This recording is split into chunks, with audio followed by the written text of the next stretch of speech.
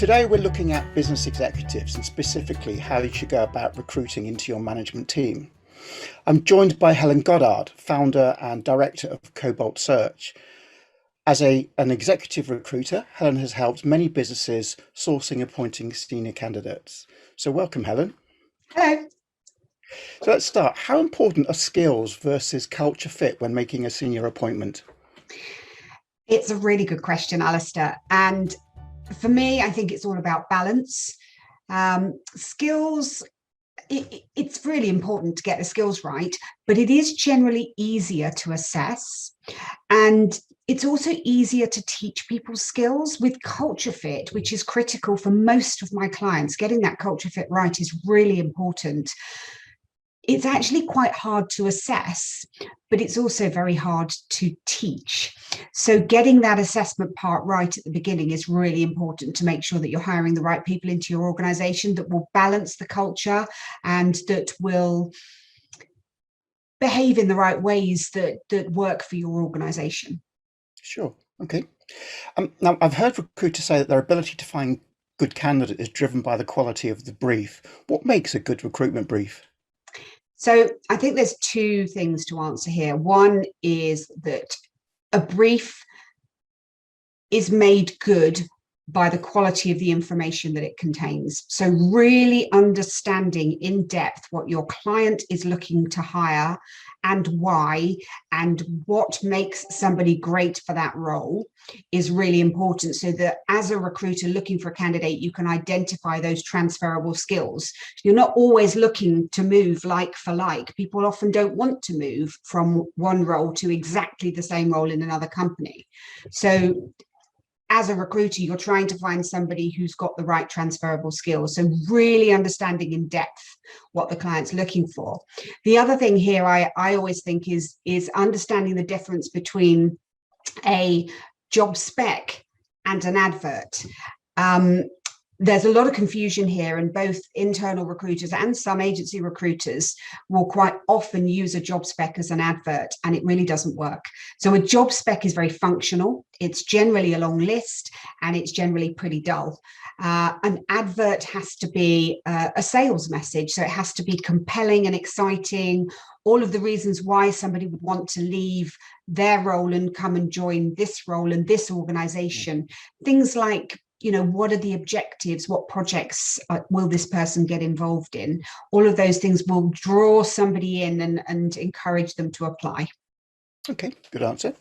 And I guess over the last 12 months, what do you think the legacy of lockdown will be, and when will we return to traditional recruiting? I don't know that we'll ever return to recruiting as it was before, but I think that's probably a good thing. There's a couple of things that I think are massive benefits. So one is that it gives us the ability to speed up the recruitment process, because rather than having to get people in for face-to-face meetings, a series of face-to-face meetings, you can now undertake the beginning of the recruitment process by Zoom, which means you've got a lot less time constraints and a lot less meeting room constraints, which always used to be a problem before.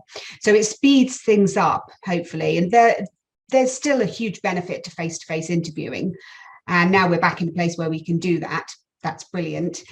I think one of the other things that I've seen that is a benefit, so when I returned to work, having had children, I found it very difficult, because there was a very clear message that my career was pretty much over, because I wanted a blend of home working and office working. And at the time, this was 13 years ago, I was told that it just was not possible for me to work from home. I wouldn't be able to do my job working from home. And I think what's happened with the pandemic is those myths have been totally blown out of the water, which means that people returning to work from having children will now be able to ask for home working, and companies will not be able to get away with saying, I'm sorry, but that doesn't work, because it's been proven to work. So I think it will give women returning to work a really strong opportunity to return to actual careers and to be able to get the flexibility that they need to make the balance work for them. Okay, and I think that leads me on quite nicely into the next question. What are senior candidates looking for at the moment, and what do you need to do to attract them?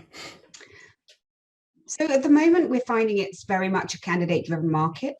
A lot of candidates are nervous about risk of moving.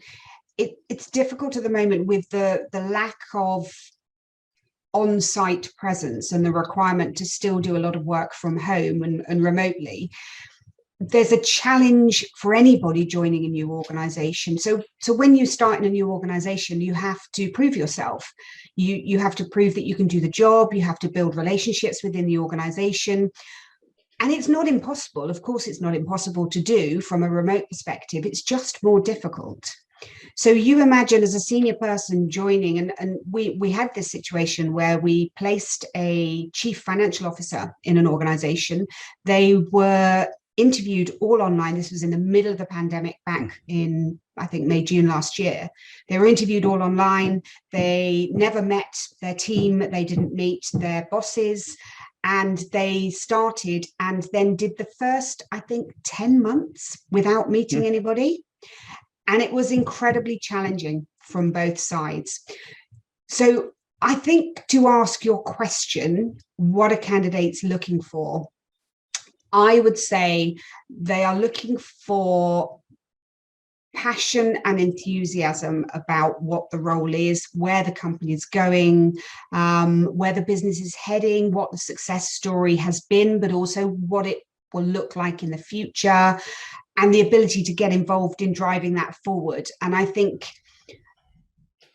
having that story and that passion will help to edge those candidates who are feeling a little risk averse, a little nervous. It will help to edge them into the pipeline. Okay, well, hopefully that's helpful. And I guess one last quick question then. I gather a lot of businesses are looking at interim and part-time directors to sort of get through the next transition. Are the recruitment challenges the same for this kind of appointment, or are they fundamentally different? I think they're very similar.